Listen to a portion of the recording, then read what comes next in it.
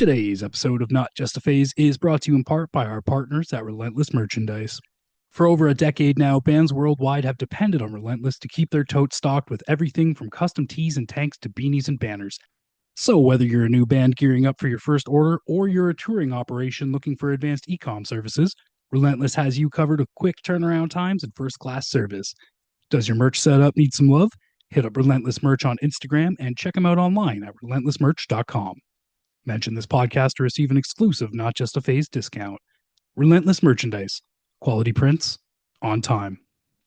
There's a label war going down in the Scrams game, and we want you to be on the right side of it. Go to Larry Records for all your Screamo needs. Larry Records is a gang, and they got all the hottest bands right now. We're talking Versus Self, Catalyst, Oath, Claybirds, Heaven Through Violence, Newmere's, and so much more. Join the label wars today on the right side, and get with the gang at Larry Records. Hit up larry187.bandcamp.com for all your Screamo needs.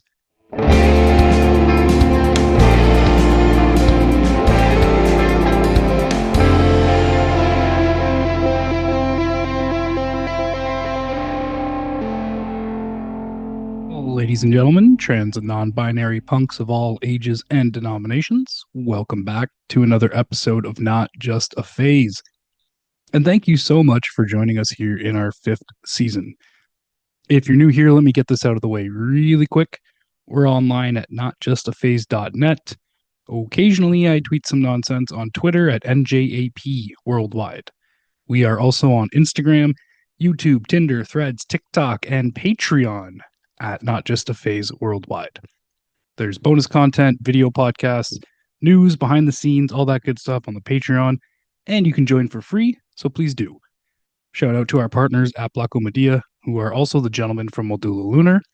Make sure you check out their company for your video editing needs, and check out their band as well, because they're excellent. And as always, if you're looking to get on our blog spot or the podcast, or you have any press inquiries at all, please send an email to notjustaphasesubmissions@gmail.com. All right, let's get to the show. Today we're chatting with X-Ray FM's best radio host. X-Ray FM is a community radio station based in Portland, and Chelsea here is the host of an excellent live radio show she has created called Shatterstar. The show focuses on the whole spectrum of the emo genre, pretty much every wave, and most of the subgenres of emo can be heard throughout her broadcasts, but she does often play a little bit more of the 90s emo and early 2000s than some of the other eras and waves within the genre. Chelsea is based in Portland, and her show is broadcasted to her worldwide audience at 107.1 and 91.1 FM in Portland. It's streaming online 24/7 at X-Ray FM. Despite the fact that Chelsea mostly lets the music speak for itself during her show, when she does discuss the bands and songs that she's playing, it's very clear that she knows a lot more about emo than I do, so it's going to be an honor today to pick her brain and chat about her work. Without any further ado, coming in hot here after her 114th episode as of last Monday, this is your favorite band's favorite radio show host, Chelsea from Shatterstar. Welcome to the show, Chelsea. Finally, after good year and a half of trying to get this to go. Finally. No, I'm excited for this. Thank you for having me. Of course, happy I to. don't know what this will turn into, but it will be funny no matter what. Absolutely, absolutely. So, for those of you who might be new listeners, we usually play 3 songs on the audio podcast. I had asked Chelsea to pick 3 songs to play for today's episode. She asked me if there was a theme, because she often does that on her radio show, and I thought, you know what? Good idea, Chelsea. I've asked her to pick 3 emo songs that mean a lot to her, and then explain what the emotional connection to those songs are for her. So if you'd like, Miss Star, if you could introduce the first song you picked and tell us why it has such a tie to you. Oh, okay. So yeah, the first song I picked is Reflections on Milkweed. Is that what I picked? I forgot. Yeah, a few days ago. Yeah, Reflections on Milkweed by Indian Summer. Indian Summer is probably my all-time favorite band. They um just like got me into emo in general and just like embody the like sound and like emotions of like what I consider like emo to be at like the highest level. Um, and I would say like Woolworm slash Indian Summer, I mean slash Angry Sun is like probably my favorite Indian Summer and like most like emotionally like heavy um and like powerful song that they have, but it's kind of long. So I picked another song that's shorter. Reflections on Milkweed. It was originally released on their on a Food Not Bombs benefit compilation LP put out by Inchworm Records, which has a lot of great stuff. But I just really love the song. I love like the build. I love the lyrics. I love like the talky, like whispery kind of emo paired with like just like full on like yelling. Um, yeah, I just really love this band a lot.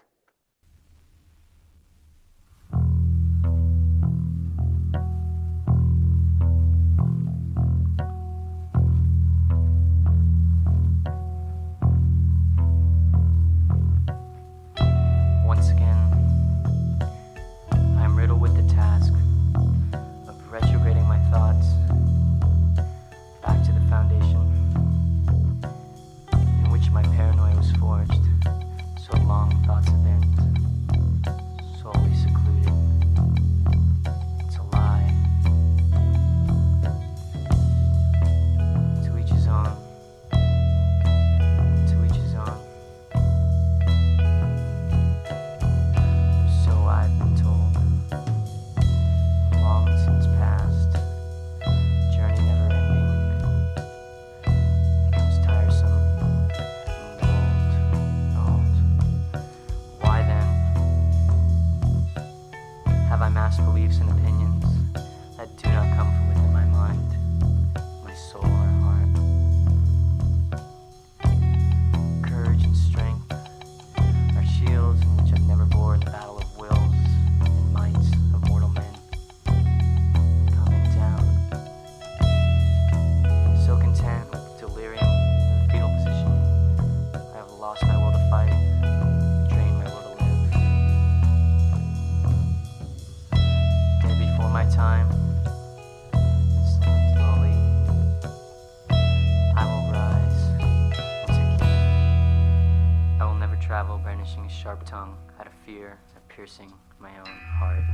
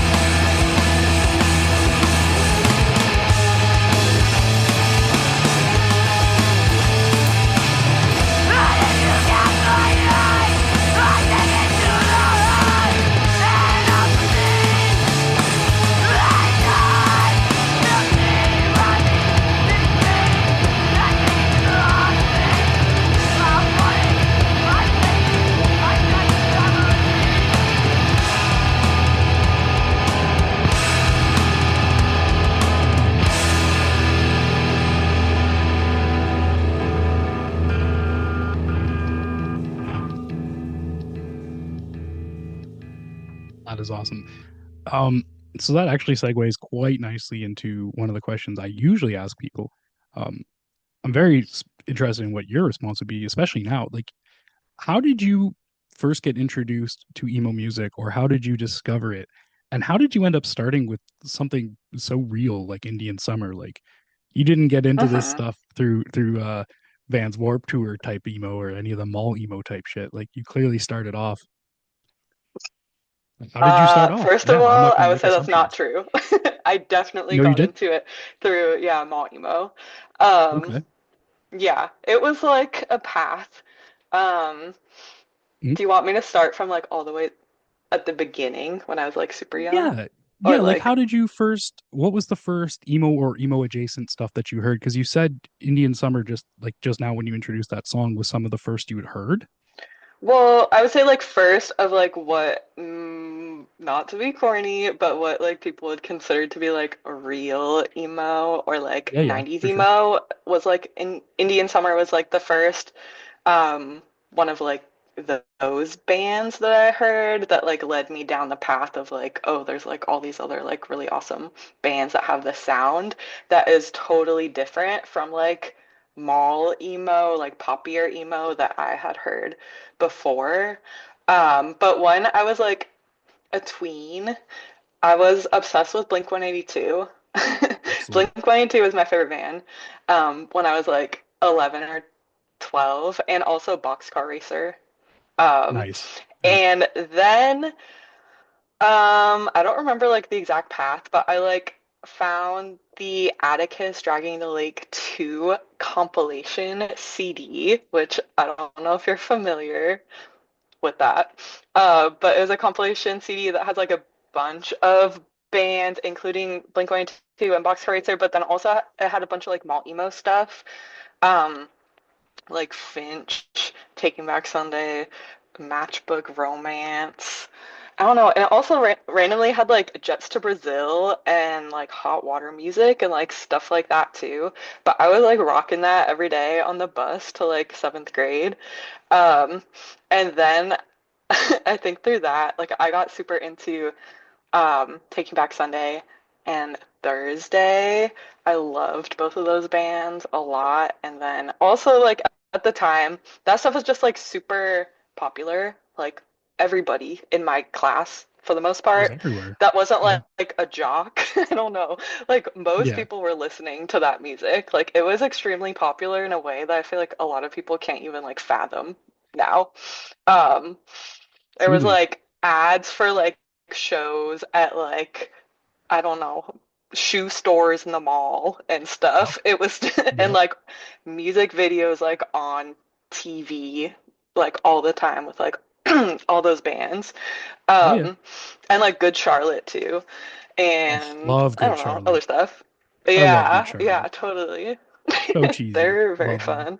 I remember like watching a Good Charlotte video, like music video for the first time with I was at my Nana's house when I was probably like 11 and I was like, "Whoa, what is this? This is so fun and good." Um and I don't know. I just really loved it. Um and what else? Yeah, I don't know. I just liked all the mall emo stuff. And I Yeah. went to Warped Tour the day before my 13th birthday. Hell I was yeah. 12. Hell Um, yeah. with my best friend at the time, Sammy P, and her mom. And yeah, I like saw a bunch of bands, but her mom didn't let us like go to the side stages. Um, Okay. there was like the main stages for the Warped Tour Mhm. where like I don't know, all like the huge bands were playing, and then there are all these side stages, like the smart punk stage that Yep. like some other bands I liked, like Hidden in Plain View was a band that I really liked at the time. And From First to Last, when they were like just starting to get big, played that, and like my friend's mom didn't let us go to the small stages. Anyway, that was just like a memory that I'll have forever. Well, That's that hilarious to that's me now. that is funny because like what made the side stages so dangerous? I don't I get don't it. know. I That's don't so know. I funny. don't know. It was We'll just kind of let you be crazy. rebellious, but Um, not that rebellious. yeah, yeah, I don't know. I can't explain it. Um, That's but hilarious. yeah, okay. Anyway, back to the topic. So yeah, I Yeah, liked all yeah. the malt emo stuff. I really liked From First to Last. Um, Yep. and then through that, oh, also like Thursday became my favorite band. Thursday has roots in like real, I don't know, emo screamo stuff, Mhm. for sure. And I would like listen to their like early album. Like I really loved Full Collapse, but I would listen to like Waiting a lot too when I was like, I don't know, 12 or 13, Okay. which I still really love. And then also, I don't know, eventually like I got really into the Blood Brothers, um, Yes. and like that kind of rocked my world a little bit. Um, and I was obsessed with them. And like, I don't know, just like a crazed like 13-year-old girl way. I was like, oh my God, I love the Blood Brothers. Like I wore their shirts all the time. I made my own shirts of like hand painted them for the Blood Brothers. I don't know. And like there's all this other Real like DIY. Some real funny stuff. DIY. Yeah, when At I was 13, you were a 13. real one. You were a real one Hmm. already. Yeah, I was also like extremely, okay, this is a key piece. When I was Okay. 13, my family, so I grew up partially, like mostly, I would say, in Arizona. And when I was Okay. 13, my family moved to a really crappy town in Texas called Plano, Texas, Oh, which shout it out. Nice. is, yeah, which is like kind of a suburb of Dallas, but like its own thing. And it just like sucked so bad. Um, That's awful. And it was just, yeah, I just like didn't have any friends the whole year. So like imagine like a 13-year-old like alt girl going Yeah. to move to this place that's extremely like homogenous, very Christian. My family's not Christian. Um, and I don't know, just like so suburban and like boring that it like sucks so bad. And Scottsdale, Arizona, where I grew up, is also like extremely suburban, homogenous. But I don't know, just something about Plano just like sucks so bad, and I felt like an outsider the whole time. And so I didn't have any friends, and I was just online a lot. And so Mm. being online a lot, I like, and also being obsessed with this music, I was like doing a lot of like, who knows what I was doing. I was like figuring out like music stuff online. Right. Um, I was like on LiveJournal. I was looking at Nice. people's Nice. like on LiveJournal, there's like the profile page, there's like an interest section, which you like list out. A lot of people were like listing out bands that they liked and stuff, and a lot of it Yep. was just like scene, like mallcore kind of bands, which I liked. But then also there's like an overlap of that with like the Blood Brothers, and then like Stacia and like I don't know, Nice. like more like real screamo stuff. It was just like an interesting like combination of all of that. Was kind of like fed to me on there. And then also I was in an AIM chat room a lot. That was the Blink 182 chat room. Oh gosh. And I don't even know Nice. why I was in there, but I like had a really weird group of like internet friends on the Blink Totally normal 182 stuff that people who AIM are young AIM chat probably don't room as realize. a Yeah. 13-year-old. Very Yep. normal. And Yeah. then I don't even know, some combination of that like led me into like discovering screamo stuff. Like I think Seisha was the first real, also in quotes, Quote like real unquote air quotes for those of screamo. you. Yeah. Yeah. Yeah. Yeah. Um, yeah, band that I like discovered after that, like more like scene, like mall core kind of music. Right. Right. And then also I found fourfa, which are you familiar with fourfa? Orsa?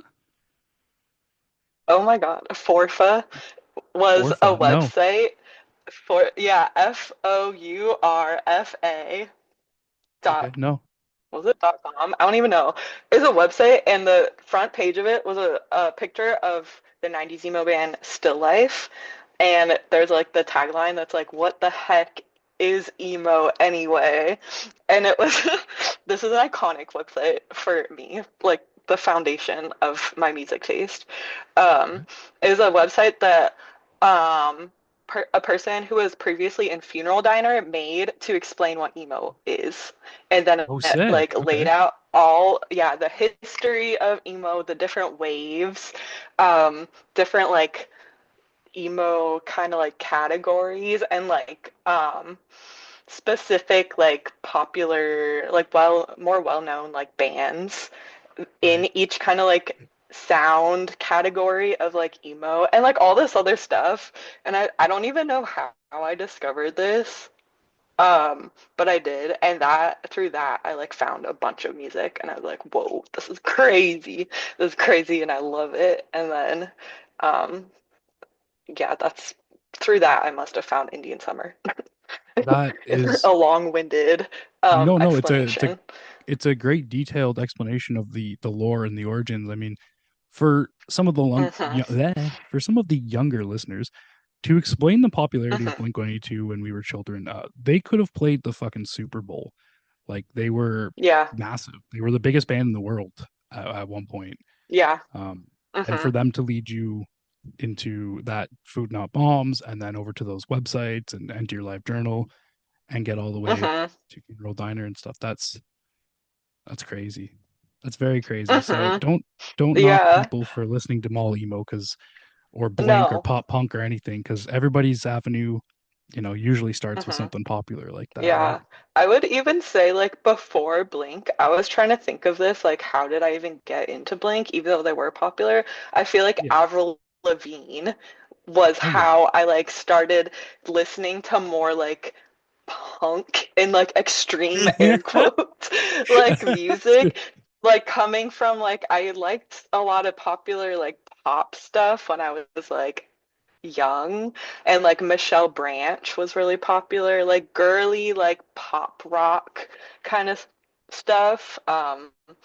Yeah, and then Lavigne like blew up, and then she was like, she's punk, she's cool and crazy, Yeah. and then yeah, and then I don't know, then through that was like, this is me, and then I Oh yeah man. got into Blink. I think after that I was like, wait, this is even more Uh, awesome. But I still love Blink so much. oh, me Like too. they're an Me too. So extremely much. important band So to me. much. Yeah, yeah, Huge. absolutely. They're Yeah. they're awesome. As a Canadian, big shout out to Avril Lavigne. She's the motherfucking princess, as she Yeah, says. that's true. That's right. I That's also what it say is. I love doing Avril Lavigne for karaoke. She has some great songs.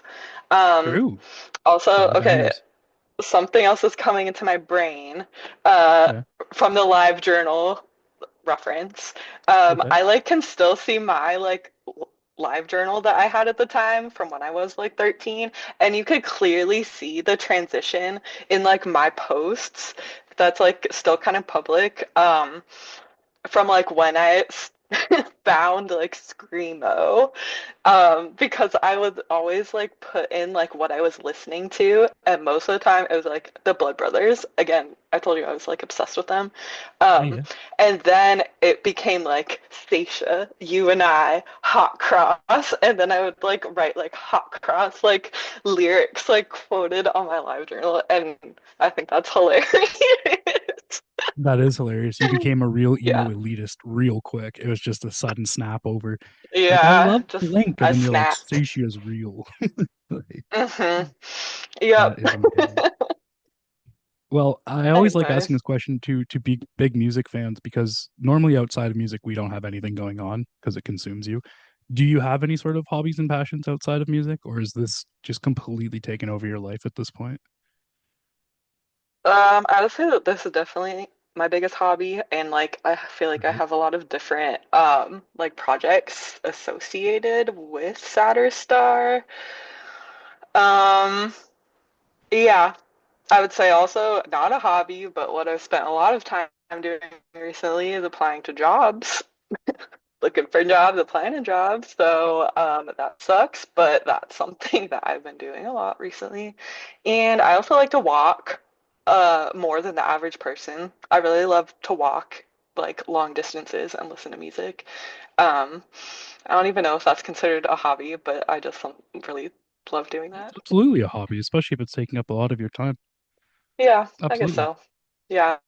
Oh, Ooh. also another hobby, I go trivia every Tuesday evening with a Just group of general friends. trivia, or is it a specific? It's kind of general, but there's like different topics that the trivia host kind of like draws from and like gives hints Right. a few days in advance. He like emails them out. But yeah, it's at a bar that's really close to my house that I go to pretty Nice. frequently. So that's a fun, I don't know, silly thing. And what else? This is not something that I can do every day, but I really love traveling. That's like important to me, is going different places in the world, For sure. and trying to plan trips. I don't know. I feel like that's like kind of a hobby. Definitely. Definitely. You And rock with any oh, podcasts or sorry, go ahead. Yeah, yeah. oh, and collecting records, which again, is adjacent to Select my radio show. Collecting collecting records. records? Rec records. Records. Oh my God, of course. Why didn't sorry, your audio cut out. Record Of course. shopping. Oh, I'm Collecting sorry. records. I do have some questions about your collection as well Oh, later in my yeah. list. Mm-hmm. Okay, You I rock don't with know. any podcasts? I listen to this one You actually? occasionally. That's quite nice of you. I Yeah. appreciate that. Yeah. Yeah. If there's like specific guests I'm interested in hearing, no offense. But yeah, I just Of listened course. Yeah. to I listened to the two latest ones with February and Ostraka. I was listening to those. Oh, thank you. Um, and I had a phase of listening to Otherworld, which is a podcast about like paranormal experiences. Oh, cool. That's kind of fun. Yeah, but I haven't listened to that in a little while.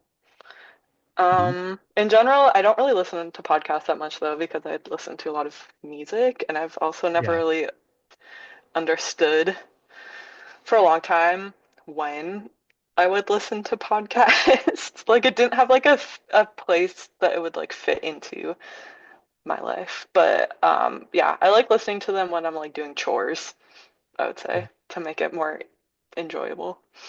For sure. Um, oh, the ZBR one, which I forget what it's called. I've listened to that a Open few mind, times. saturated brain.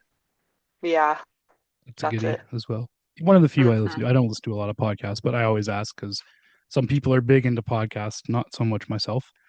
Yeah. Especially because I have to edit my own awful voice every week, and that gets Hmm. tedious. It's Yeah, that tedious. makes sense. Hmm. Let's dip into music though. What's the scene like in your area? Let's start there. You got any favorite bands, locals, venues, anything you want to shout out? What's it like in Portland? I Yeah. have almost no idea, except I think Stella is kind of close by you guys, and that's Hmm. geographically, that's like literally all I know about your area. So, Yeah. So I feel like I've been kind of out of this local scene, I don't know, for a little while. I feel a little bit out of the loop. There's a lot mhm. of bands, but I don't go to that many local shows that often. Um, Bigger bands in Portland, Carry On Spring, they've been around forever and they're the homies. Portland, And the names I of our didn't know that. friends. Oh yeah, yeah, they've been around forever. There have been like a few iterations of the band, but Adam, the like lead dude, vocalist, guitarist, has been like the constant guy. Yeah, throughout the whole time. But they're great. They're a great band. The Names of Our Friends are a really dope band that are newer. Legends. Yep. Members of Mm-hmm. Sensa. Great band. Yes. Yeah. Senza is like kind of from here, kind of from Eugene. It's like members in both places, but they're amazing. I'm gonna see them in a few Mhm. days. Oh, nice. Um, Rainmaking is from here. They've also been around for a long time. They're also the homies, an amazing band. I think they're coming up with new, I don't know, writing new music right now. Um, and yeah, as I said, there's like a lot of younger bands I don't really know that much about or like haven't seen recently. Rhododendron is a really cool band. They're like kind of like sludgy doomy with like really long drawn out songs, but like I don't know, they do their own thing. They're like a really crazy band to see live, and it's hard to describe their music, but they're cool. Yeah, Eugene has some really dope stuff going on. We're the Currency and Stella like share members. They're basically the same band, I but did not know have that. I two love Where the different Currency. sounds. I love Yeah, Where the yeah, I Currency. That's love sick. I love them. Yeah, they're like probably my favorite band to come out of this like area, or I guess like Oregon recently. Their album that came out last year was Amazing. like my favorite thing that came out, yeah, of the Yeah. year. Yeah. And also Stella is great too. Just like more Um, like straight ahead emo. Hmm. it's funny you mentioned Where the Currency because when we did the top 24 of 24 playlist that we collaborated on, I believe I Hmm. had them already on there, and you said like, "Oh, I wanted to put them on my picks." Yeah. because we were Yeah. trying not to do overlaps. But yes, I Mm-hmm. remember loving the hell out of that album they put out last year. Actually, EP, Mm-hmm. not Mm-hmm. like it matters, but yes, it was Mm-hmm. fantastic. Is there Mm-hmm. like a particular Yeah. scene right now you think deserves more spotlight? Like one outside of your own local? I feel like there's some really cool stuff happening in Phoenix, Okay. Arizona. Yeah. Um, which happens to be where I grew up, and I like have like an interest in music that came out of Phoenix. But yeah, there's some really cool like emo, screamo stuff happening there. Like my friend, my Earn, Oh, is yes. a great band. They only released two songs, but they're so Brand good. new. And they like covered a Yeah. Breakwater song like in a live video that I've seen. And their name is a They're awesome. their name is it a usurp reference? I forget now. It's a song title. Makara Makara. reference, the Okay. band Makara. Yeah. That would make Yeah, that makes more sense. definitely like a deeper cut reference. I don't know. I just Yeah, randomly like realized that recently. it's a song title, and Hmm. I when I saw the name, I was like, Yeah. I know that name, and now I fucked up who it Hmm. actually came from. But right away, I Hmm. recognized it. I'm like, that's a song. Whose song is it? Hmm. Yeah, very Yeah. cool. And also Journal is from Phoenix. They're really cool. They are. Yep. Um, hmm A lot of good new blood. And A lot of good new I feel blood. like there's some more stuff happening, but those are like the yeah, main two that I know from there. Mhm. Also in Portland, shout out Commonwealth Skate Park. They've been having a lot of sick shows to indoor skate park. Yeah, and they just that's like the spot to see shows right now.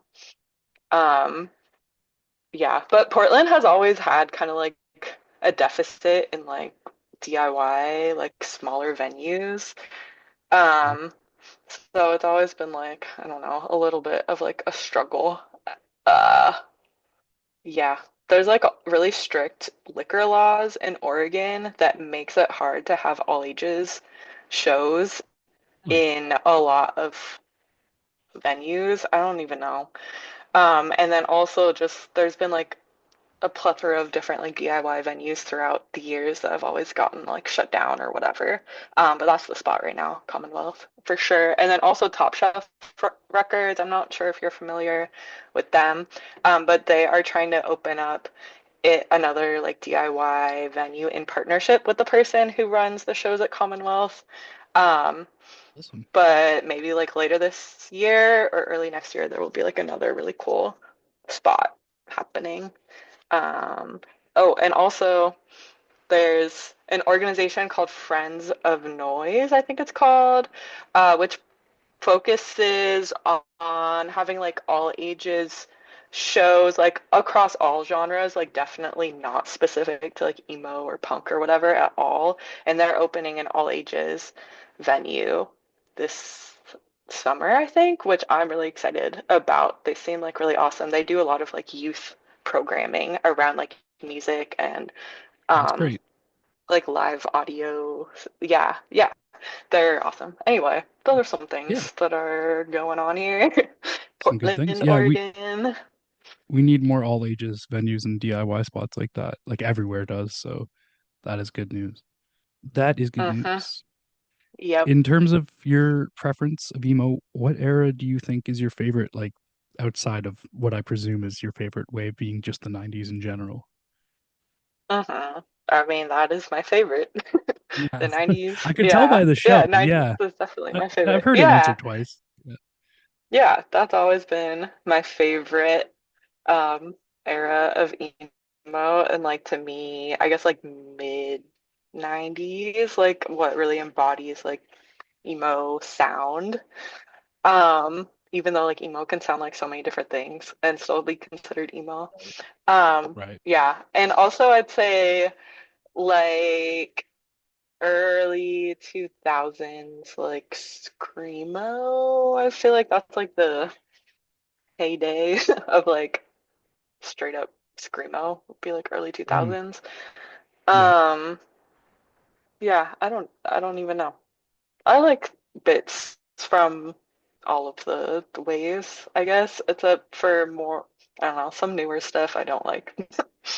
Doesn't speak to me. So yeah, Mm-hmm. that's totally fine. There's so much diversity in emo and screamo. And I had this at the end of my questions list, but since we're discussing it, well, I'll just hop into it now. I was curious, Mm-hmm. like, where do you think this is going to be in 5 years? Like, where's like, okay, so to explain, like, there's Mm-hmm. a big boost in bedroom screamo. There's a lot of bands that are fucking with chip tune and all sorts of wild instruments in our fifth wave with like Ginger Bee, Your Arms Are My Cocoon, stuff like that. We got like Nightcore and Kittencore type shit, like that same street and a lot of other bands like that. And so much mixing of blackened and metallic sounds into screamo, and a big resurgence of Midwest emo and mathy emo bands. Like it just keeps snowballing. I'm curious, where do you think the genre is going to be in 5 years from now with all of this experimentation and all of these different subgenres? You know, Mm-hmm. That's an interesting question. I feel like maybe a lot more bands drawing influence from like current popular screamo, like February, Numb Ears, Widow Desk, I don't know, stuff like that, versus South, the New without Blood maybe Wave. Yeah, having, yeah, without like maybe having like the reference point for like where that sound like originally came from. So like yeah. maybe like transforming the current sound into something, I don't know, evolving from like there, something kind of similar, but like taking its own path. I don't know. A lot of newer stuff I don't really know that much about. I'm gonna be honest. Like Yeah, yeah. bedroom screamo or like blackened screamo. I just don't really listen to that stuff or like Bedroom's not my have. thing either, but I just Yeah, I mentioned it just because like. there is a big resurgence of it right now. Hmm. Yeah, there totally is, but like I don't know. I just feel like I'm kind of too old for that stuff. Ah, preach, preach. um, Yeah, yeah, for sure. yeah, I don't know. I don't have a good answer. We'll see what happens. It's interesting to think about though. I always wonder where the hell it's going to be in 5 years. I have the theory that eventually there's just going to be like a bunch of bands calling themselves screamo that don't play screamo whatsoever, which Yeah. is going to be weird because we're muddying the waters quite a lot with experimentation, Mm-hmm. which I like. Mm-hmm. But with that and the popularity of screamo currently, I Mm-hmm. got a funny feeling we're going to have to really start being elitist as hell Mm-hmm. within 5 years and being like, listen, man, you got to take that screamo tag off your Bandcamp. You don't play screamo. Like Mm-hmm. Yeah, I think that's we true. might get there, unfortunately. Like a lot of stuff is like metal core Yup, that like people yo, are saying yup. is screamo, or It's I like don't even you know, have something very related screamed. to that, like with Yep, breakdowns and stuff, just like kind of like yeah, hardcore. But yep. maybe the people making the music listen to like screamo or like draw some influence, but the music that they're making is not Not like it screamo. does not sound the same as screamo. But also, I I mean, hear you. there's so many different like waves of like emo and sounds that emo encompasses And that has I influenced as well too, guess, right?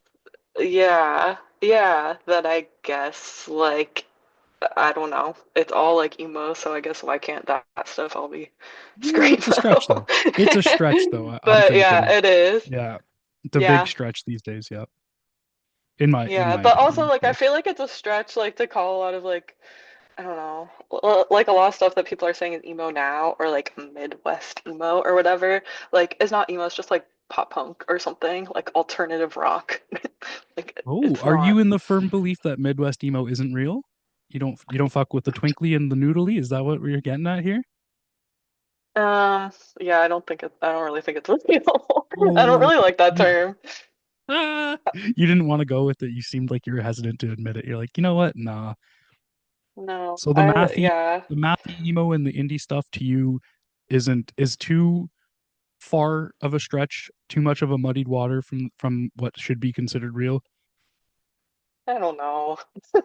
I don't freaking know. People could have fun and make Hey, whatever music they want. I don't you're entitled care. to have your own But yeah, opinion. Yeah, no one's yeah, gonna. but like in terms of like Midwest emo being like a genre, I don't fully like agree with that, especially when you include all these bands that are straight up not from the Midwest. Right. Like saying like Mineral or whatever is like Midwest emo. I don't even know. Like, Fair enough. okay, yeah. I, Or just saying like noodly, like twinkly guitars and emo, like that's Midwest emo, but See, that's what I I don't do quite know. personally. What I just about consider everything twinkly and mathy to be Midwest emo because it's mhm. a good catch-all phrase for the mathy and closer to indie type stuff. Yeah. What about like Algernon, Cadwallader? What would you say about See, them? yeah, I would just say Midwest emo because it for me, when I hear Midwest emo as a term, I think of just noodly mathy emo Hmm. in general, and I Hmm. think it's a good catch-all phrase for that. Although obviously it's not how it was intended to be used. All these Hmm. subgenres and their names and their origins, it all gets bastardized. Yeah. You Yeah. know, Yeah, I feel like I would call that like emo revival or something right? See, it's instead if of it's like twinkly to Midwest me or because if it's of like noodly, I just say it's Midwest, and then, but hmm. that's just Well, myself. that's where we Everyone's entitled to their differ. opinion. Absolutely, absolutely. You said you felt a little too old for the bedroom screamo. What what are your thoughts on emo rap as a genre? Oh, I also feel too old for that. I don't know. Oh yeah, thank you. Same. I've just never seriously listened to emo rap. It's Like, terrible. I It's just don't terrible. really have, It's yeah, terrible. like it seems bad, but like It I is. haven't listened to Well, it in like a serious way. well, So I don't like know. you mentioned we were all into big mall emo was massive. It had a chokehold on the world when we were children. Did you never get into Yes, like Hollywood Undead, who I claim to be the the forefathers of what had later become emo rap? At the time, I just thought it was awful scene garbage, but that's a crazy question. Did I ever right? get into Hollywood Undead? No. Yes. Really? Oh No. man, I shamefully did. I threw up the HU. I did. That's crazy. Like, how old were you? And what were you listening to? Old enough to know better. I don't know. I was like 15. I fucked with it. They still have like two or three Wow. songs that are bangers. They did not age well. They were not Yeah. aging well at the time they came out, Hmm. but Hmm. as a cringy little teenager, I loved it. Whoa. Yeah, see, at the time that they came Whoa. out, like I was You okay, I'm judging me? not Just whoa. no, I'm not That's trying. cool. Well, No, I'm it's not fine. trying It's to. it's But understandable. by the time that like Hollywood Undead came out, I was already like deep into like 90s emo, like You were listening too to like real. Rainer Maria and Mineral and Yes. stuff. Yeah, Yeah, like I was like I thought it was hilarious, but it I is. didn't like it. No, like Oh man. it's a similar vibe to like I don't know, ICP or No, something. no, no. That's gonna be 2 fucking weeks in a row. I hate ICP. Did No, you no, you know no this? You offense. just listened to the Ostrak episode. You know Yeah, this. I know, but I had to say it because I don't You know. put That's them how in I the same feel. vein? I'm being Wow, honest. okay. All right. Yeah, Oh, Hollywood they're Undead both is goofy as really hell. bad. Yeah, they're not great. I agree. I agree. ICP, they have some heart and soul to their Come on, music and their Jesus fan base. Christ. Hollywood Undead, I don't know who likes their music, but those people are freaks. They also seem similar to like Millionaires. Do you remember them? Oh my They God, were yeah, like, I do. yeah, they were like scene They were like girly that party that girlies that MySpace had pop some, that was like scene. yeah. Yeah, yeah, yeah. But that's Ew. what Hollywood Undead was. They were like MySpace. I Okay, don't, that's a rude MySpace core. I don't even know rude what to call comparison, them. but accurate. Yeah, yeah, fair enough. Yeah, my little brother's friend liked Hollywood Undead, and I would make fun of him for it. Oh, sick. You were already at Yep. the real enough stage to bully people for liking garbage, sceney pop Oh music. yeah, I That's was good. mean. I was kind of mean when I was a Love that. teenager. Love that. Yeah, Yeah, we were all shitheads when we were growing and learning and aging. That happens. exactly. Not That anymore though. happens. So let's get into the real shit then, shall we? What's the most like rare emo vinyl that you own? Um, The rarest piece. Rares? I don't even know how What's to the judge bragging that. rights? What's the one you would show off if you were trying to flex? Because this is the place to do it.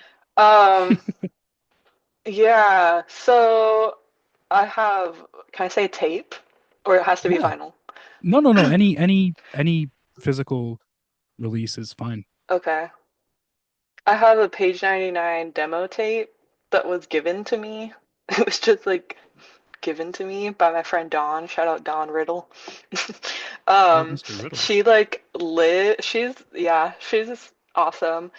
She's slightly older than me and lived with one of the dudes from City of Caterpillar in Page 99 and had in Philly and said that I forget exactly who it was, but the person that she lived with left like this tape, like the Page 99 demo tape, in the like basement of their house when he like had to like abruptly move out and move all of his stuff out. And so she just like had it for a long time and she doesn't really care um anymore All about right. that kind of music. And then she like gave it to me. So Oh, she that's phased out. awesome. She Yeah, phased she out. phased out. I don't know. She's awesome. It She's into happens. other stuff. She like Hmm. she grew up in the Bay Area. If we want to talk about this one specific person I know, grew up in the Bay Area and like Yeah. saw all these really sick shows in the in the 90s, um, and was friends with people in like Funeral Diner and stuff.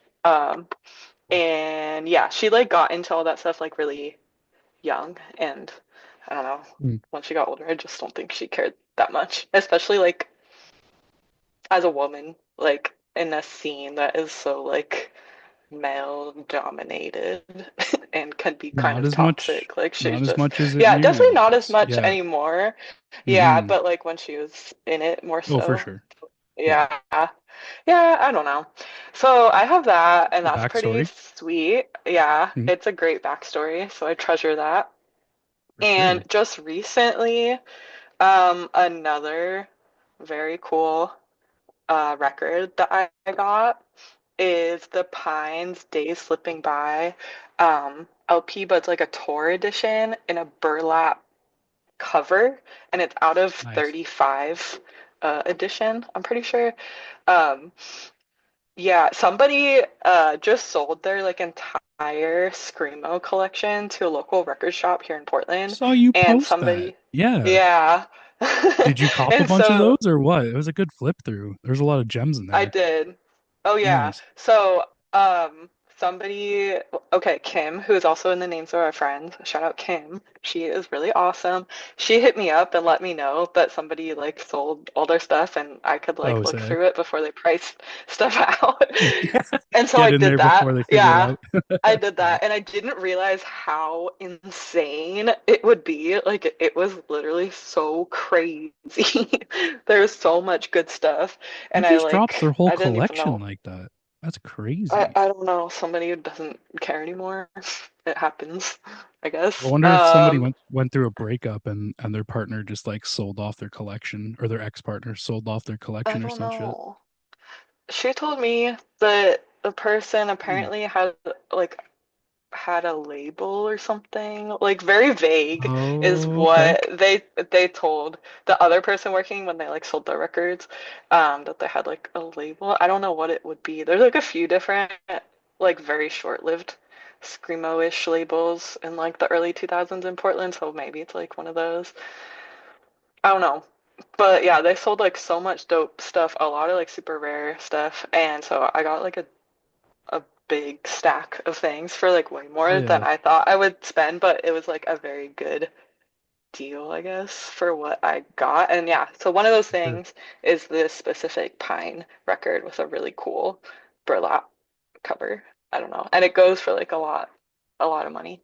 But I don't know. Oh God yeah. deal. Yeah. Big flex, big flex. When I croak, I want to be buried with my vinyl. Nobody, fuck them. They're not reselling it. It's going with me. Just playing. I'm playing.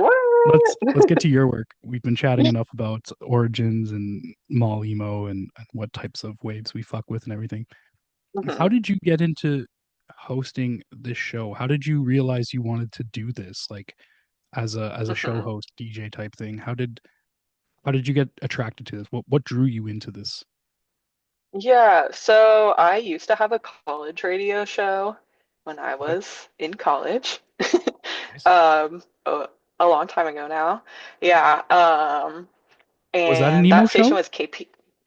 Yeah, it was. Sorry to The cut you off. station was Yeah, it was. KPSU, which is Portland State University's college radio station. Shout out What was that PSU. show called? What was It's that called show? Revolution Summer. Revolution Summer. Um, Okay. yeah. And yeah, I did that for about 2 years. And then I don't know, I just stopped. I kind of didn't care anymore. And like I was just doing other things and had to do more school stuff and Mhm. my job and stuff. Um, yeah, but that was cool. It was short-lived. There's no archived episodes of that exist anywhere, unfortunately. I really That wish was that going I to be like my saved next them, but question. yeah, I didn't have Yeah, like the foresight to do that as like a that's sick. 19-year-old, Well, how did you get into unfortunately. that in college though? Like, what did you just like? You're listening to the radio one day and you're like, "Fuck yeah, I could do that. I'd love to do that." Um, I don't know. It just like sounded fun when I was like, I don't know, thinking of things that you do in Mm, college as a college student. for Uh, sure. I've like always been really interested in music, obviously. And so it just sounded like a fun thing to do to have a weekly radio show and like play songs that I like, talk about them. I don't know, nothing like that crazy. I guess Mm. one aspect of my like lore as a tween that I didn't You mention started laughing is before you that said that. because it's funny. You were It's giggling. Yeah, you're like my lore. Yes. Yeah, my lore. Um, I used to secretly, I don't even know why this was like, it's something I did in secret when I was like in sixth grade. I used to listen to this radio show called the Ska Punk Show on 103.9, I think was the station. It's called The Edge, which is like the alternative rock radio station. 103.3 is the One American of, edge. 102.1 is our Canadian edge. And I also know what show you're talking about because I too listen to it. no, you don't. Yeah. 103.3, The Edge. They had the history of music and all that shit on it. It's the same radio station. I don't We know. have 102.1 and 103.3. Unless I'm thinking of a completely different radio station. They had a I punk feel show on like there. there's probably like several different Yeah, ones, and there's a I good don't chance of think that. the show exists anymore. No, Because I'm sure it doesn't it was now. like specific to Phoenix, like the Phoenix area. Was it? Um, I So don't it know. wasn't the different edge What I radio station listened that to I'm thinking was of, probably. Okay, fair enough. it's probably Hmm? yeah, this was like 2003 or something, like a Mhm. long time ago. Yeah, I was listening to this radio show called the Ska Punk Show with the host. His name was Craven Moorehead. So just sit with that. I don't know why that was his name, That's his real name? Can't be. but that was like his DJ name. Um, but Cringe. on that show, I listened to that. I don't know. I just listened to it sometimes, like really quietly in my room. And then also my friend Kelsey, who's my longtime like best friend, also I don't know, like similar music, would listen to that radio station a lot. So something about that maybe like influenced me, like me thinking it was cool to have a radio show, even though that show like played really bad stuff, like the Aquabats and like Bad Religion and stuff. I don't know. It made me feel First of all, like Bad Religion is fucking kind of amazing. punk. How dare you? Okay, well, I don't know. I don't really care about that. No, no offense. Yeah, we don't have to Anyway, agree. so yeah, That's fine. yeah. Then I had my college radio show, and on that show, I had some like really cool live performances. Some live bands like played on my show, um, including like local bands like Carry On Spring played on my show No because I way. was friends with them. Very Yeah, and I sick. just don't know where that recording is. And also Ugh. Duck Little Brother Duck, who's also like an amazing band from Portland in the early 2010s that were my close friends at the time. Um, if you haven't heard them, I highly recommend listening to them. They're like Yeah, I'll really have to cool, check that out. mathy, like emo revival, but like their own totally unique sound. Yeah, they play on my show, and then Cool. some other stuff, and then also the peak like cool thing that I did on that show is I had Algernon play on my college radio show. Mental. And that recording is available. Some random person like recorded it, I guess, and uploaded it to YouTube. And I think just the recordings have been like circulating on the internet. Um, Very cool. but they played with big kids. They were on a tour um, at that time in like 2011, I think. Um, and that was awesome. Yeah. That And is then, very sick. okay, yeah, yeah, it was. And then how I got started with Shatterstar. Is that what you want to know? I like just rambled for a long time, I feel like. No, no, it's totally fine. Um, It's literally what we're here to do is shoot the shit about yeah, it's a and podcast. how you got into this and why you're doing it. So that's what we're here Yeah, for. Don't feel like yeah, you're talking too totally. much. I'm asking you to talk too much. Okay. Yeah, Okay, yeah, and thanks. then yeah, so yeah, I was just curious how you got into wanting to host and everything, and then that transferred over to Hmm. Star eventually. Yeah, so I had like a big gap between those two radio shows. And also, I had a big gap of like not caring about music in general as I don't know, became like a young adult. I just kind of was over emo and music and like got rid of a bunch of my records, so I was that person for a Oh little no, bit. yeah, yeah, right. Yeah. It happens. It Yeah, happens. yeah, it happens. I don't know. Just like exploring different things. I don't even know what I was doing. But yeah, I I just kind of stopped caring for a bit. And then I would say like after moving back to Portland, I used to live in Philly for a while. So after moving back to Portland during the pandemic, I like got back into music. I like actually cared about music again and like started listening um to music a lot more, which I feel like is like very vague, but I just like hardly listened to music for like many years. Um, and then I realized that would be fun to have a radio show again, so could have like a consistent practice of like discovering new music, listening to stuff, like putting playlists together. And I like put a few playlists together that I put on like SoundCloud, I don't even know, just as like practice of something to do. And I saw that X-Ray, the radio station that I have my show on, was like looking for new um, hosts. And so I just like filled out an application online for that. And then they luckily chose me. And there was That's like awesome. some other stuff involved with that. Yeah, but that's kind of how Star happened. It's like I just happened to get chosen for That's amazing. having a So show off of their you've like been in the game application. for Yeah. so long now. Like I didn't realize that. I know Star being at 114 episodes. By the way, massive congrats for anyone who has ever tried to Oh, run a show, thanks. host a show, do interviews, whatever. If you can hit 100, Hmm. that's fucking mental. Most of Hmm. most shows don't last past like 10 or 20 episodes. People realize the amount of time and work involved in this and they're like, fuck Hmm. that. Or it just doesn't Hmm. take off. No one listens, so you just end up not doing it, right? But obviously you Hmm. have a pretty decent following, and to do over 100 episodes is it's crazy. So congrats. Um, Thanks. was there any specific artist that inspired the art style and aesthetic of the Star presentation, like the way you do it on social media, Hmm. aside of just like the '90s DIY emo look? Was there anyone specific that inspired your Hmm. presentation of the brand? That's a good question. Um, Not really. Not really No. like a specific like band or anything. Yeah, but like the general era of like mid 90s emo and like hardcore with like handmade um album art and like typewriter font, like inserts, Yes. copy and paste stuff, like hand Yeah. stamped, like sewn together, like booklets, all that stuff, like I love. And I actually have like a book. I think it's called DIY Album Art that like chronicles a lot of the like 7 inches and like their album art of that era. It has like the Oh, Indian Summer awesome. like stick like logo on the front. I don't know. I just like really love that art style and have always loved it. And I really love like how unique and like one of a kind it Very feels and like personal. yeah, Yeah, personal and like handmade. Like you could tell that an actual like person like put this together. sure.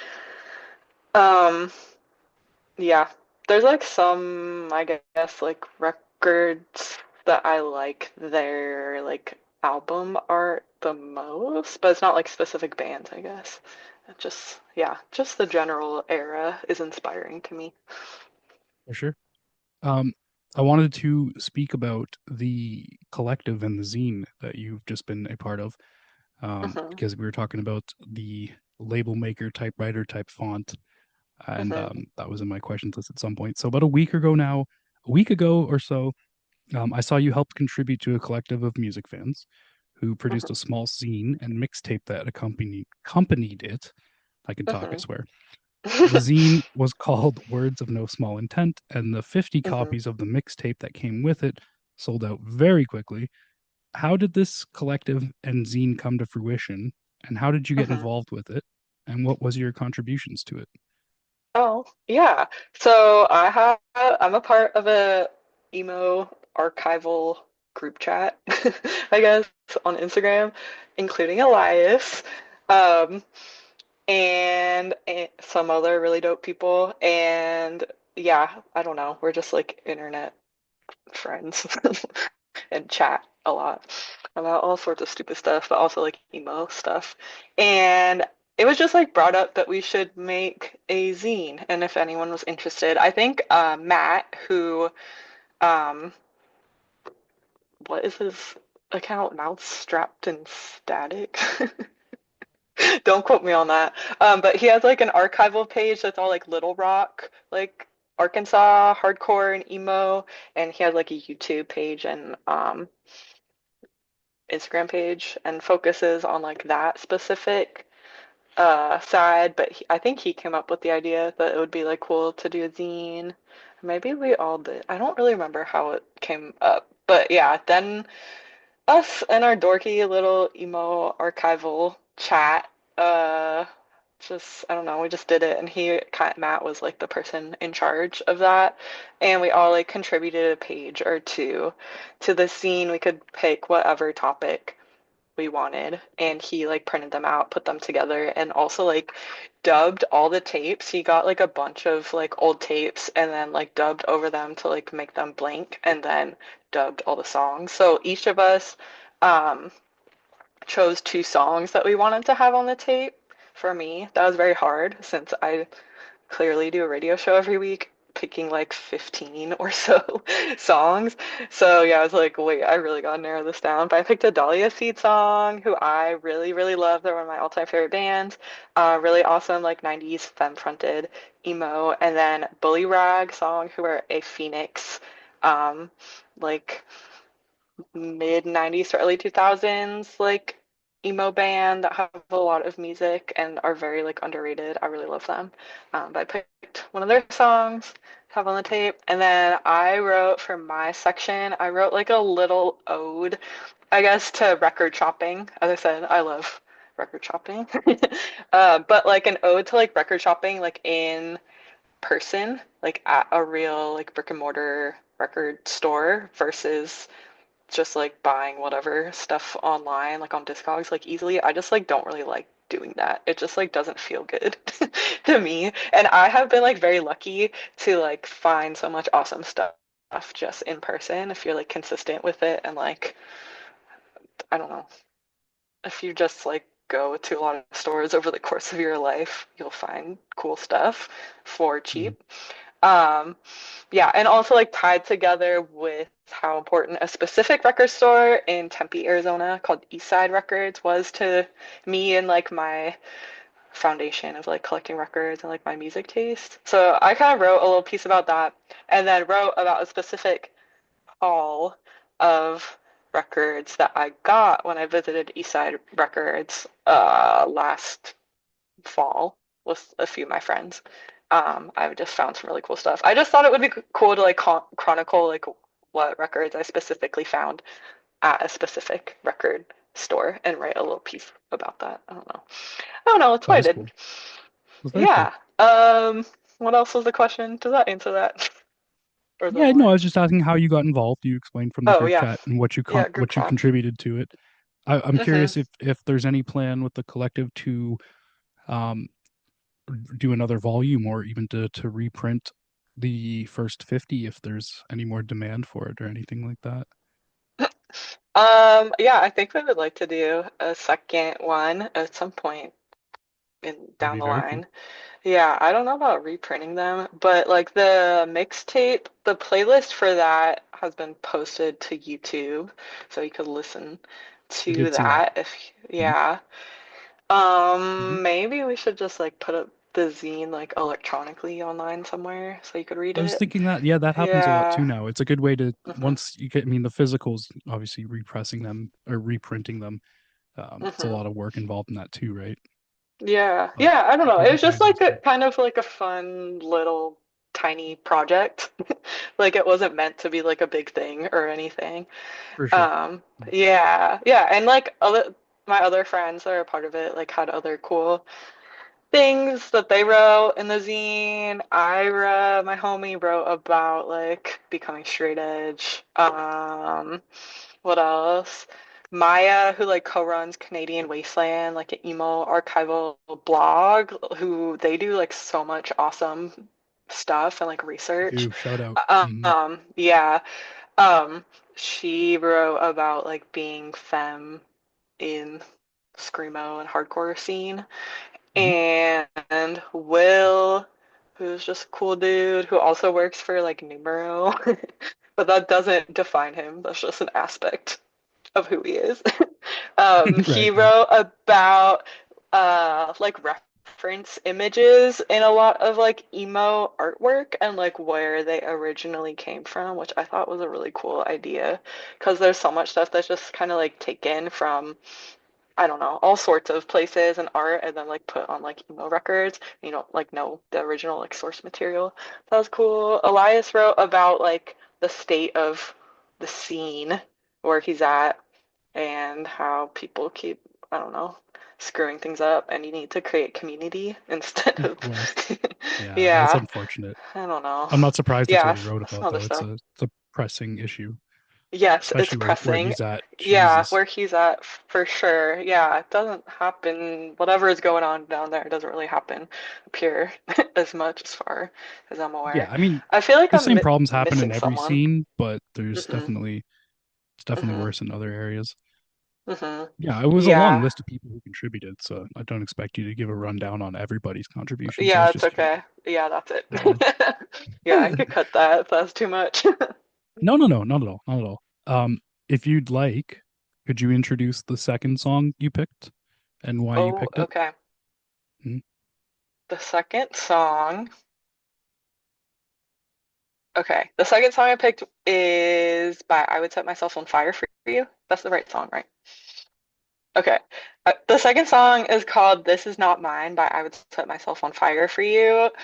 I would consider them to be one of, if not like my number one favorite screamo band.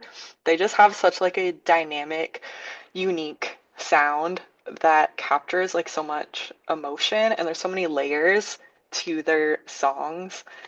With like the overlapping vocals, they have a violin, they have like a lot of crazy like other samples happening. Yeah, I just love their music a lot. So I just wanted to highlight the song. This is off of their self-titled.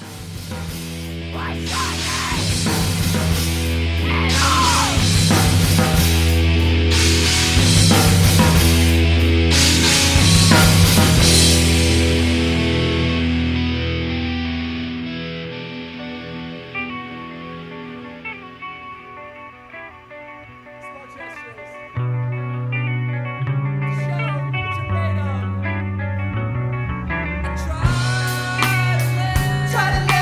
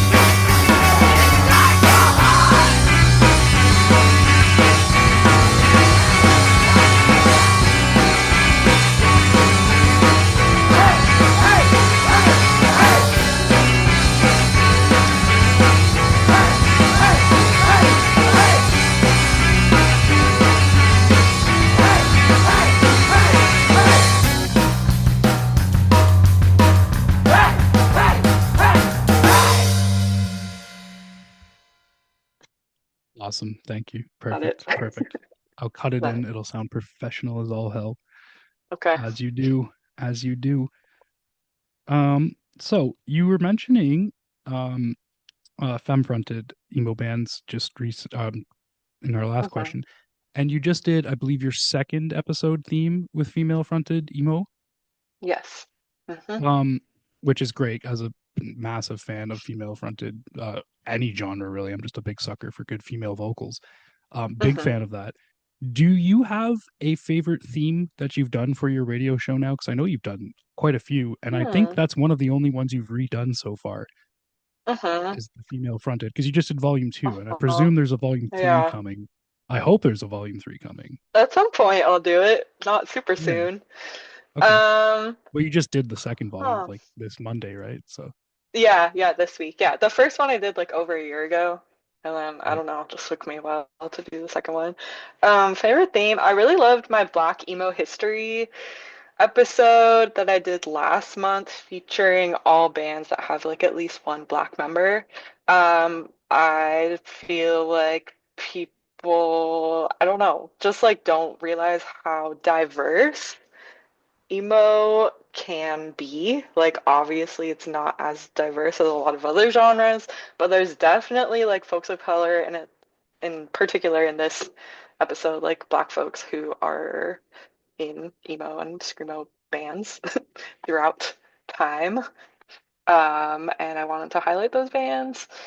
And I feel like the playlist itself for that episode is great too. Like all those bands are amazing. Um, what else? Yeah, I really like the Girly Girl Emo series, both of them. Big fan myself as well. And Yep. yeah, I also really liked my Phoenix emo episode. All the songs I played are like not on streaming or anything. They're all like deep cuts. Like you have to listen to the episode to hear them. You're always doing Um, deep cuts though. Every time I hear your show, I hear a band I haven't heard before. well, Usually that's because awesome. it's in that like early 90s, early 2000s era, and I'm not Hmm. that's not my niche by any means, but it's always very cool because I'm like, wow. Every time I hear your Hmm. show, I will hear a band I haven't heard before or Oh, haven't heard a lot of, which is what I love about it. hmm. Well, thanks. Yeah, I like doing that. Why not do that if you have a radio show? It's cool. Oh yeah, absolutely. Yeah, yeah, and like that episode of the Phoenix emo, I like did a lot of like research on that, like trying to find a bunch of bands, yeah, from like the area that I grew up in that I didn't really know about, and that's cool. Um, Also, Killed by Emo is a themed episode. I've done two different episodes of that theme with my friend Omar. Um, and the theme of that was like bands that had like very limited like releases, like maybe just release like one song on compilation or like one 7-inch, like had like very few, yeah, releases, like harder to find, like more rare emo and modeled after Killed by Death compilations, which was like rare early punk compilations, but like wanted to do that. And those are all like bootleg compilations as far as I know. So wanted to do like a bootleg rare emo, I don't know, episode series. So we did two of those, and that was cool too. Do you think there's, sorry, how do I word this? What band do you think has been played on your show the most? My guess, Hmm. Sleepy Time Trio. Whoa, I don't think a Sleepy Time Trio, but okay. It's not. I've heard them a few times now. So Okay. that's my guess. But I'm asking you, what band do you think has been played the Hmm. most on your show? Mm-hmm. Mm, maybe Rainer Maria Okay. or maybe Dahlia Seed. Damn, Sleepy Time Mm, didn't even touch it, eh? I've heard them I a don't know. I feel like handful, I've maybe only a little played them like less. maybe three times. Oh, really? Okay. Well, I really love Sleepy Time Trio, yeah, but I don't think I yeah, played them me as that well. And much. I notice when they come on, and I'm like, oh, I've heard Hmm. them on the show before. So I thought maybe they were because you Hmm. don't often do a whole lot of repeating. There's always something new on there. Like you quite often I are try playing. to, yeah. Yeah, Mm-hmm. it's a good mix for Mm-hmm. sure. Yeah, I would say Raina Maria or Dahlia Seed. Uh, I don't know. Maybe I feel like I'm missing something like obvious though that I'm not that I'm not Oh, remembering. Maybe Braid too. yeah. Braid just has so much music, but I haven't played them in a while, so I don't know. I don't Yeah. know. You Well, tell me. no, you tell me. I'm the one asking the questions around here. You tell me. What band in 2025 out of the new blood, the new Jacks, is there anybody who's captured your heart or got your ear? I like Claybirds. Yeah. They're sick. I saw them last summer here in Portland at a basement house show that had to be like I don't know. The venue had to be moved really last minute and it ended up in this like tiny basement, which was really fun. It was like a great uh space to see them in for the first time. But yeah, that band rocks. They're so good. Um, and as I said, I really love My Friend My Earn. I can't wait to see like what else they do. They're so good. Same. Yeah. A band that I found recently, or just like recently released their EP, is called At First. At First, is that what they're called? Yes, it is. They are from That seems Texas. wrong. I was listening to them last night Yeah. and I wrote a little mini review for one of their songs because I'm nominating them for a Oh, Scrammy Award for one oh, of the best new jacks. nice. Yeah. Yes. Yeah, they're really cool. Fucking excellent Um, band. and Stella, which was already mentioned, and We're the Yep. Currency. I love both those bands. They both Yes. know what's up. Um, I'll leave it there. Okay. Okay. It's a great list. They're all bangers. Hmm. So you've heard the show, so you know what I usually do near the end when I'm wrapping up. There's a couple of goofier questions I ask that presumably don't get asked in your everyday interview. You can always Hmm. decline to answer the questions, but you know what I'm Okay. starting with. What's the most illegal or dangerous thing you've done in your life that you're willing or not willing to put on a very public podcast? I don't do a lot of illegal or dangerous things in my I life. didn't think you did. I'm very much I like didn't a goody goody. Um, I'm like dangerous then probably. Maybe you've done I've something a like little risky and stolen dumb some when you were younger. stupid stuff. Oh, Um, shoplifting? Yeah, it's pretty standard. yeah, but like nothing crazy, just like an avocado or like Oh, a stamp we from got a Goodwill.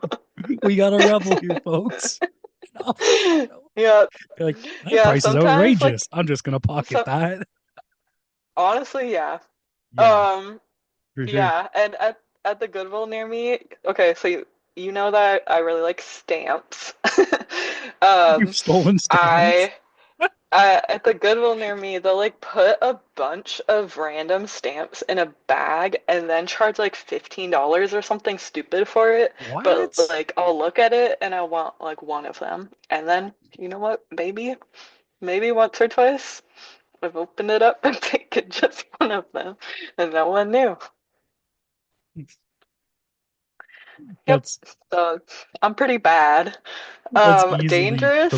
the most badass thing I've ever heard. Yeah, that's kind I've of lifted badass. one singular stamp. That's the Uh-huh. hardest answer. Thank you. Yep. Yeah. Once Wow. when I was like 13 or 14, I rode in like the back of a pickup truck with my friend Eve that some like random 16-year-old like scene boy was driving. And I feel like that's kind of dangerous. Does sound I dangerous. For barely know how to many, drive. also like dude 16 hanging out with 13-year-olds. Extremely suspect. Yeah, maybe we were 14. I don't Little know. stranger danger going on there. Yeah, stranger danger. Uh-oh. Jeez. Hmm. I normally start the question by saying, assuming you're not a pacifist, but I actually am assuming you are a pacifist. Um, you know the question though. If you could punch anyone in the face as hard as you can, with no repercussions, would you punch anyone? One punch. Who and why? Um, I feel like in my real life, I don't I don't foresee me ever punching someone I don't see it in the either. face.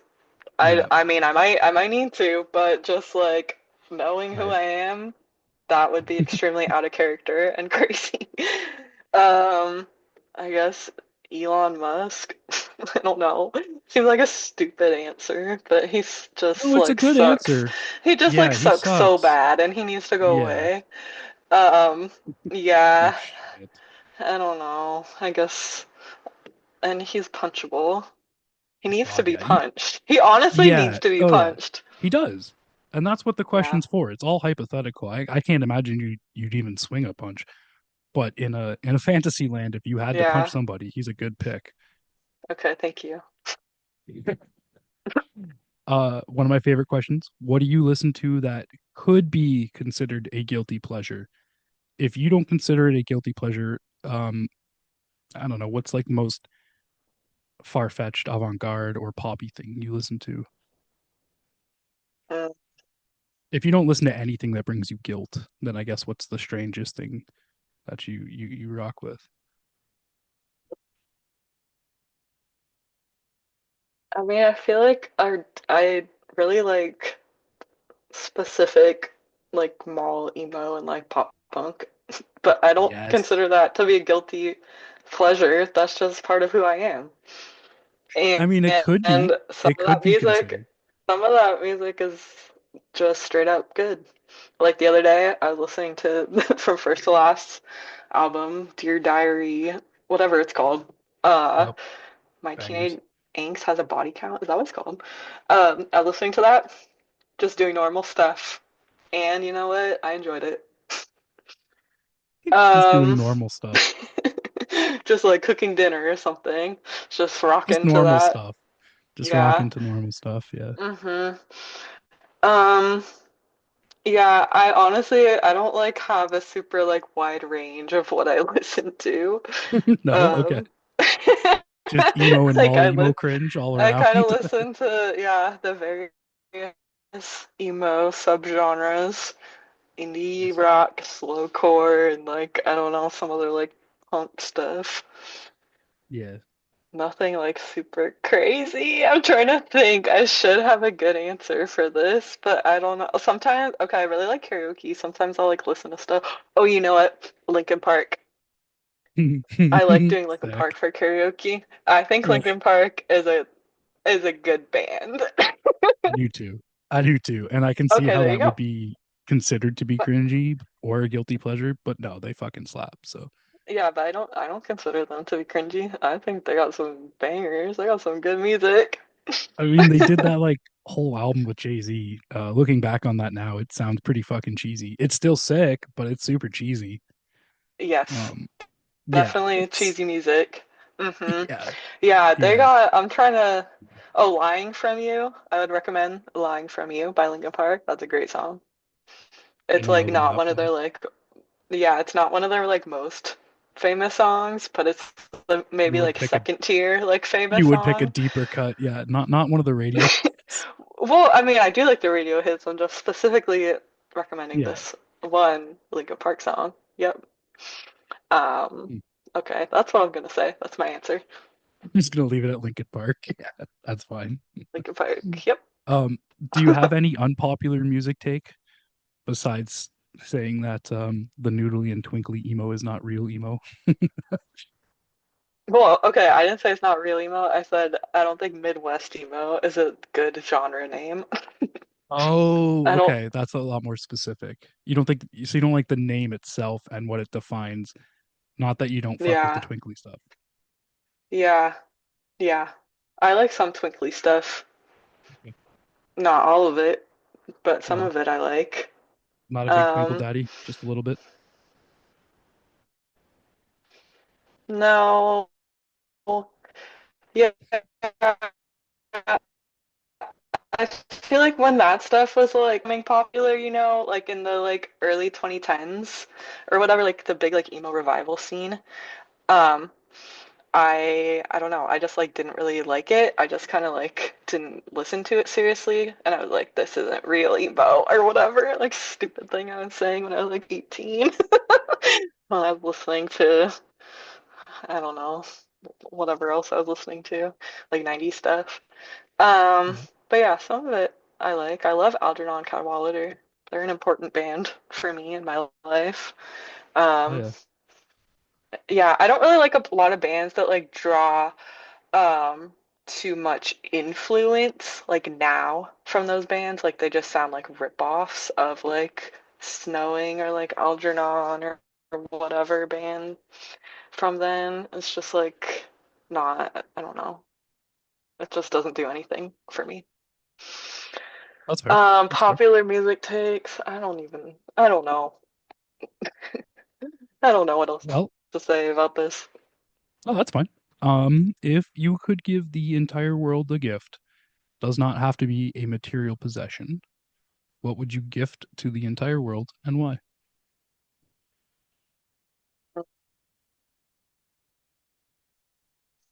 Maybe housing, free housing. Good answer. It's a good answer. So there's a lot of unhoused people out here, especially in Portland, and that's an easy thing to provide for people, but the government doesn't, I guess I'm specifically talking about like the US and Mm. locally, government doesn't want to provide housing or like thinks people that are, yeah, experiencing like homelessness or like lazy or whatever, but like there's so many different layers to We have it. that issue in Canada as Yeah, well, unfortunately. yeah, Yep. yeah, totally. It's a great gift. And okay, yeah, I'll say like free housing. Like there's so A many great other gift. things that you should um worry about with your Yes. money than like Yeah. having a place to live, having to spend, A roof. I don't Yeah. know, like more than half your income on like rent or whatever. Yeah. It's annoying. It's Yep. annoying. Doesn't Just get be any cheaper, does it? nice. Just treat people with Just respect and like love right. people. Yeah. Mhm. So, what's the third and final song? We'll play it as the outro. What did you pick Oh my and why did you God. pick it? What's the attachment to you with that song? Mm. Okay, yeah. So this song, the last song is Haloed Eyes by Navio Forge. I picked this because like you told me that I should pick some of the most emotional emo songs for to showcase, which I didn't really do, except for this one. This is what I wanted to choose.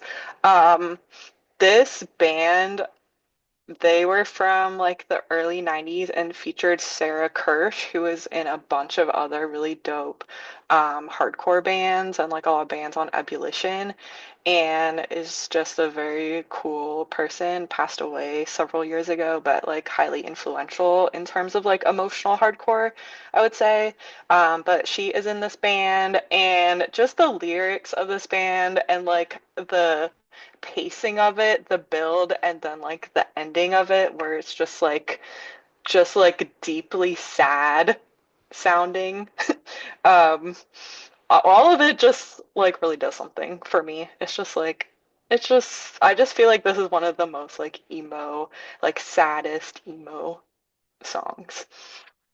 And it's a long one, but like stick with it till the end because I feel like all of it has to be heard in one piece. Um, Hell yeah. but yeah, this is Halo Dies by Navio Forge. The saddest star song. I'm Exactly. sorry. Terrible, terrible, terrible joke. Chelsea, this has been an absolute pleasure. I knew it was going to be a fun chat. Thank you so much for coming on and chatting with me. You thought you were going to be nervous and you did flawless. It was a very fun chat. Do you Thank have you. It was any fun. shout outs, any plugs, any causes, anything you want to leave our listeners on before we play the very sad outro track? I guess Free Palestine Yeah. and consider going vegan Consider it. and consider it. I like It's that. it's I easier like than that. you may think. Long live emo and thanks for listening.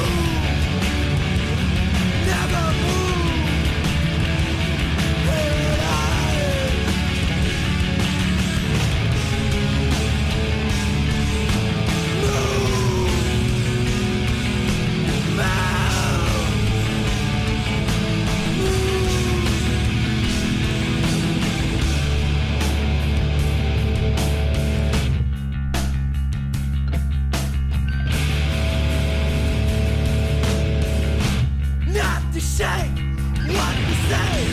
Cannot say, but it touches me.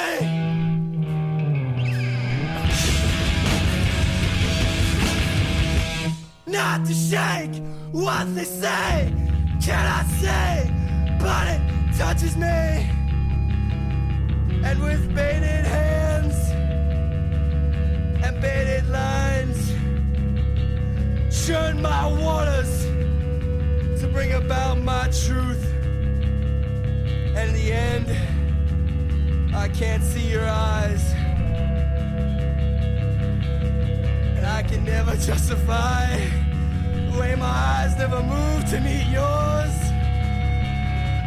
I can never justify why I couldn't see you. Well, I've never been able to see you. I've never been able to see. Why can't I see? Why can't my eyes move?